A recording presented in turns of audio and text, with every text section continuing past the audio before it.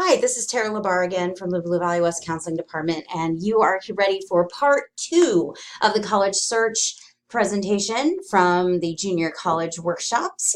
And now for this part, we're going to go into the different types of universities. I think people kind of know some of these labels, but sometimes I don't know that everybody knows all the details that go into. So I'm trying to break this down for you and the different types of schools that you'll experience through this college search process. So to start off with, we're going to talk about public universities. And these are usually funded by individual states. And that's why they're public. And these at public universities, you will find that they have an in-state tuition rate, and this is a mandatory discounted rate for tuition for in-state residents, meaning the University of Kansas, University of Kansas State University, and our regions, public regions universities are going to have a less expensive tuition rate for our graduates because we live in Kansas than it will for students outside of the state of Kansas. Johnson County Community College has a reduced rate for Johnson County residents. And so typically publicly funded universities get some of their income, their revenue from taxpayer dollars. And so that's where that discount comes from. They also will have an out-of-state tuition, which is a higher rate for everybody else. Oftentimes the out-of-state tuition is adjusted to compensate for those in-state students. The more out-of-state applicants a college has, the less likely they are to have scholarship programs for out-of-state students.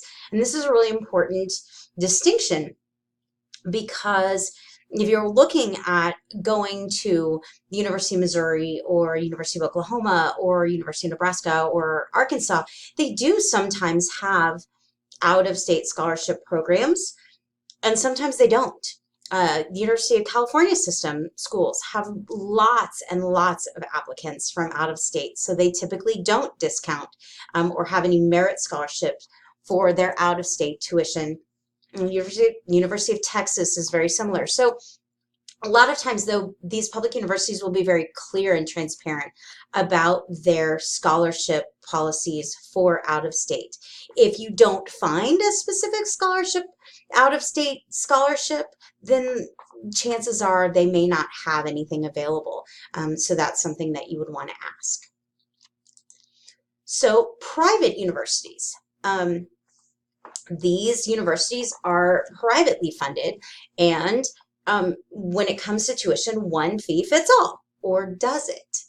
Now, they don't have in-state and out-of-state tuition. They have one tuition rate for all students.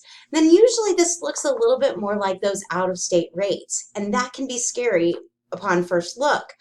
But private universities also have a lot more funding flexibility. They can discount whoever they want to discount. And so one of the things that you want to look at in looking at private universities is the number of students and the amount of financial aid. For example, last year when I was gathering this data, Drake University, 98% of their undergrads received some type of financial aid, and the average award per year was $22,000. So if you're looking at a school that costs $40,000 a year, well, the average award is 22. You can kind of subtract that off the top. Now, this is going to be a mix of both, grant programs and merit programs and things like that. But it does give you an idea that private schools sometimes have more flexibility to discount for who they want to, because they're not obligated to discount for a certain group.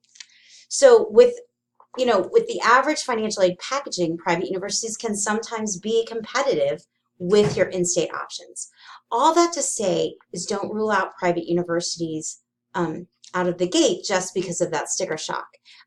Go ahead and look more closely into that, because I think you'll be surprised at some of the options that could be available. So for us here in Kansas, our public schools, so you got to know, what are our in-state tuition options? Our in-state public universities are Kansas Regent universities. There's 6 of them: KU, K-State, Emporia State, Fort Hays State, Wichita State, and Pittsburgh State. Other public and state options: Johnson County Community College, that is our local Community College.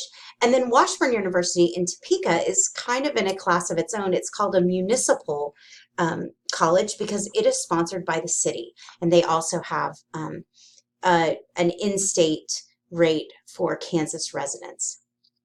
Now, two of our regional public universities that have an in-state option for Johnson County residents, and this is good to know, is UMKC, University of Missouri, Kansas City, and University of Central Missouri.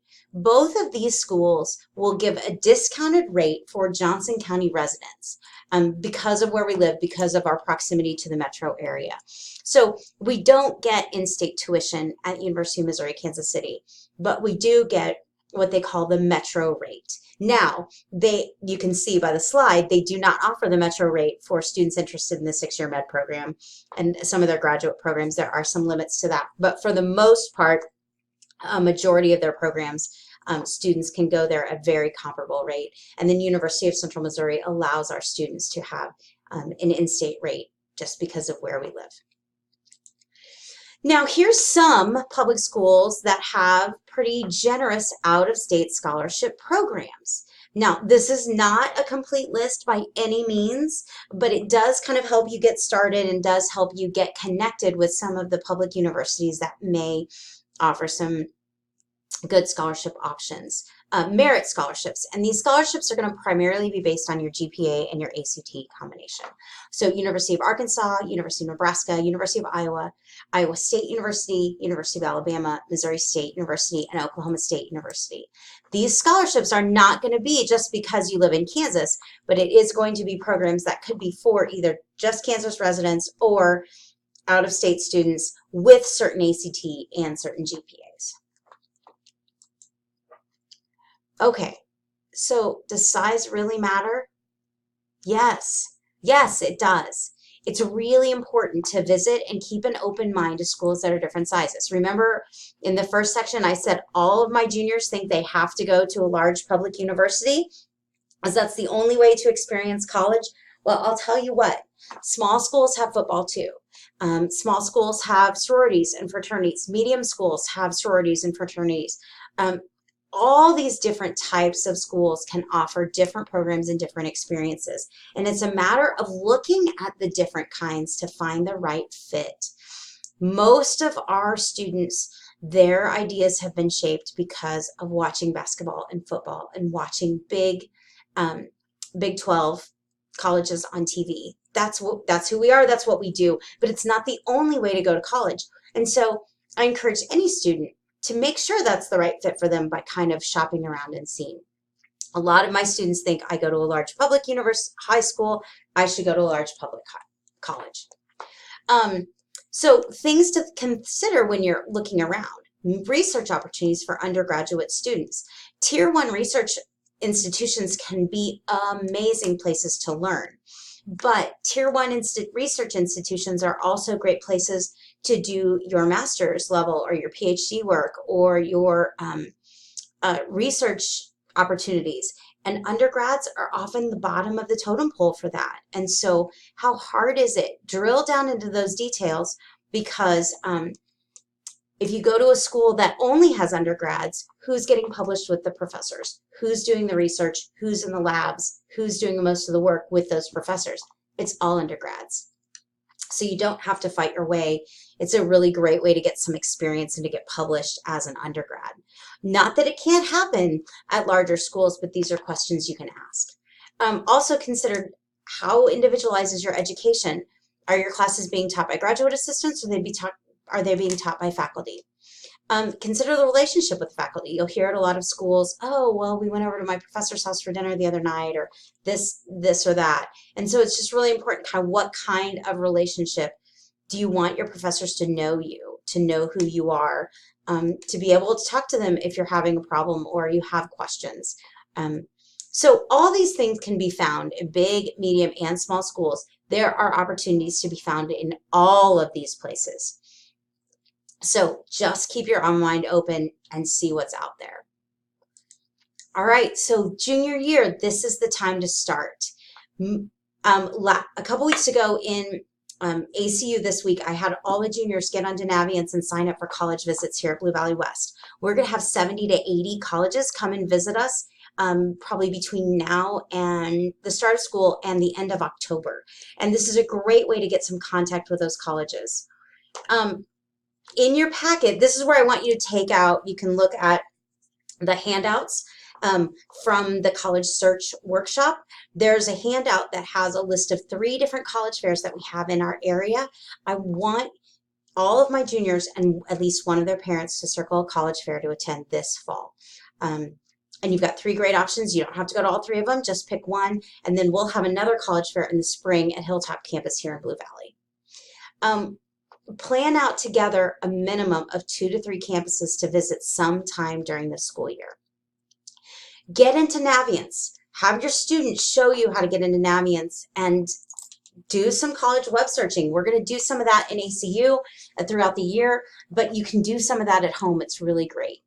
And then on one of the handouts, you'll see, it's the one that has the college planning handout. Use the beat, meet, and treat model. And I love this model as a way to categorize schools because it kind of takes some of the status away.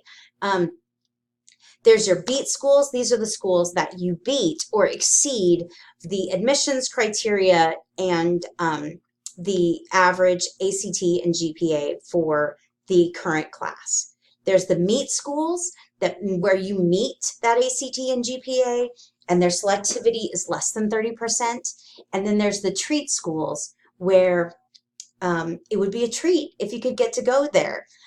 Typically their selectivity is going to be 25% or less, and possibly their ACT or GPA meet where you are or maybe slightly exceed where you are. And so this is a good way. We want to spend the bulk of your college admissions time working on schools that you meet those criteria.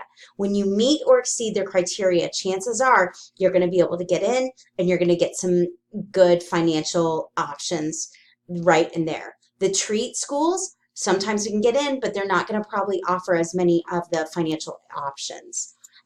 So I want to make sure that you're spending the bulk of your time with your colleges on that middle group. And like I said, we'll work on highly selective schools in that treat category. We can help you through that whole entire process if you're interested. But if we're looking for those hidden gems, we have to work a little bit harder to find where they are and to find the right fit for you.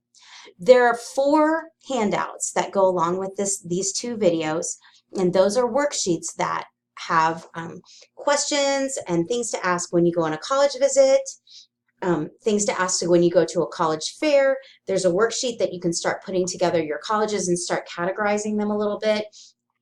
It describes the beat, meet, and treat model a little bit more, and it has that list of college fairs. So go ahead and go into Canvas and print off those worksheets if you weren't able to attend our in-session college workshop.